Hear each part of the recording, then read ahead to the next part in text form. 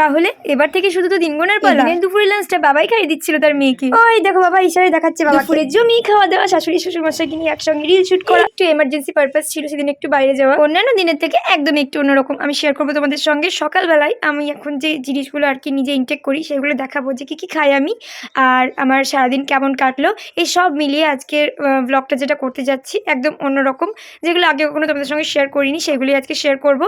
তো হ্যালো বন্ধুরা, আমি কিরণ, আমার নতুন আর একটি ভিডিও তোমাদের সকলকে স্বাগত জানাই। চলো, মৃত্তিকা মাত্র দিয়ে ঘুমু করছে, আর প্রথমে যেটা আমার কাজ এই জলটা ভরে নিলাম। এবার আমি জলটা খাবো প্রথমে, কিন্তু তার আগে ভোর ভোর ওঠাটা আবার এই জন্যই হয় কারণ মৃত্তিকা মা যেহেতু ঘুমু করছে, তাই আমার যে পার্সোনাল টুকটাক কাজ থাকে সেগুলো আমি করে নিতে পারি একদম ফ্রিলি ভাবে। জাস্ট 15 থেকে 20 মিনিট, তারপরেই কিন্তু মৃত্তিকা মা উঠে যাবে। একদম এই সন্ধ্যে 8:30 থেকে 9টার মধ্যে ঘুমু করে দেবে, মাঝে ওই 2-3 বার ওঠে ব্যাস। আর ভোর 5টা 5:30টার মধ্যে প্রত্যেক দিন কিন্তু উঠে যায়। এই দিনে তার থেকে একটু বেশি ঘুমু করছিল, তাই বাজছিল ঘড়িতে 5টা 15। এদিকে আমি জলটা গড়িয়ে নিলাম, জল খাবো। তো প্রথমে হালকা ফ্লাক্সে জল করাই ছিল, সেটা আমি 1 গ্লাস জল খেলাম। দেন এইটা যেটা তোমাদেরকে দেখালাম এই পাউডারটা হচ্ছে এটার জন্য খুবই উপকারী, ঘরোয়া উপকরণ দিয়ে তৈরি এগুলো। আর এটা যেটা দেখছো সেটাকেও কিন্তু আমাকে ড্রাই রোস্ট করে নিতে হবে। এটা হলো কুমড়োর বীজ, এটাকে ড্রাই রোস্ট করে নিয়ে কিছুটা রোস্টেডই রেখে দেবো আর কিছুটা ডাস্ট করে নেবো, যেটা মৃত্তিকাকে আমি ফার্স্ট টাইম কিন্তু ট্রাই করাবো। এমনিতেও কিন্তু এই কুমড়োর বীজ ভাজা খেতে আমার কিন্তু ভীষণই ভালো লাগে। এটাও কিন্তু হেলথের জন্য খুবই উপকারী, সুপারফুড বলা যেতে পারে এই কুমড়োর বীজকে।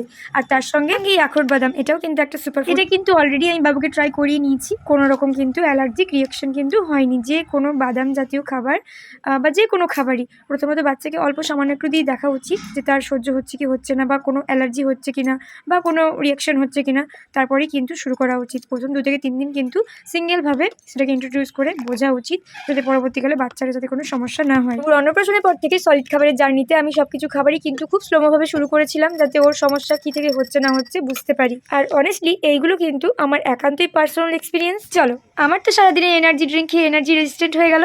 এবার চলে এলাম আমি মৃত্তিকা মায়ের কাছে। দেখো দেখতে পেয়ে গেছি, তাই বাবাকেও দেখতে বলছে। শালিক দেখছি, হ্যাঁ গো শালিক পাখি, ওই দেখো, ঠিক ঠিক ঠিক ঠিক ঠিক ধরেছো তুমি। পাখিটা শালিক পাখি, হ্যাঁ ডাকো ডাকো ডাকো আয় বাবারে ডাকছে, আয় আয়। আয় রে আয়, মৃত্তিকার সাথে খেলে যায়। বুকু দেবো, জলু দেবো না।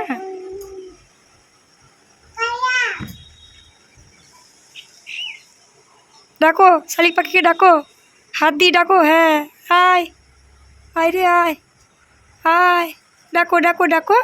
দেখো তুমি বা এগিয়ে চলে যাও না ডাকতে ডাকতে, ধরো। ব্যাস আনাচে কানাচে খোঁজে একটা তার পেয়েছে, ওটাকে নিয়ে টানতে শুরু করলো। ব্যাস তারপরে একটা ছোট্ট লাঠি দেখতে পেলো বাঁশের, ওটাকে নিয়ে টানাটানি শুরু করলো। যেটা বারণ করবে সেটাই করবে। ওর বাবা যতই বারণ করুক আর আমি যতই বারণ করুক, ওদের স্বভাব যেটা সেটা ওরা করবেই। আমি মনে করি বারবার ওই মুখে কি কত আর বলবো, তাও ভুল করে বেরিয়ে যাই, করিস না। কিন্তু ওই বারবার না বলে সেখান থেকে সরিয়ে নিয়ে এসে অন্য জায়গায় সিট করে দাও। তারপর আর কি এই পুচকুগুলোর মাইন্ডটাকে অন্য জায়গায় ডাইভার্ট করে দাও। মা আসছে খুব তাড়াতাড়ি, এবার তো শুধু দিন গোনার পালা আমাদের, কি মজা। আর এই বছর তো মৃত্তিকা মায়ের সঙ্গে আমার জমি মজা, জমি আনন্দ না মা? বলে জয় মা দুর্গা।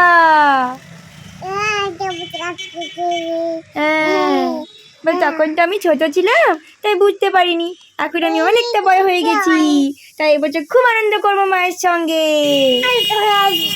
হ্যাঁ আবার বলে দাও জয় মা দুর্গা। আর মোটামুটি মনে হয় 2-3 মাস দেরি আছে। বেলাবেলি বেরিয়েছিলাম একটু এমার্জেন্সি দরকারে বাইরে, আর বাইরে বেরোনো মাত্র কি দুর্গা মন্দিরে চোখ পড়তেই মা দুর্গা কিন্তু প্রতিমা গড়া জাস্ট শুরু হচ্ছে। তো আমরা একটু এমার্জেন্সি দরকারে বাবুকে নিয়ে বাইরে এসেছিলাম, কিছুক্ষণ সময় সাপেক্ষ, কয়েক মিনিটে বলা যেতে পারে। তো তারপরে ফিরে গেলাম বাড়ি। এখানে বাড়ি গিয়ে বাবুকে প্রথমে ওর বাবা স্নানটা সারিয়ে দিয়েছিল, আর বসে পড়েছে বাবু আমার লাঞ্চে। আর সেদিনের লাঞ্চটা কিন্তু ওর বাবাই করিয়ে দিচ্ছিল। কে খাবে কুকা কুকা, মা খাবে কুকা। Good boy good boy.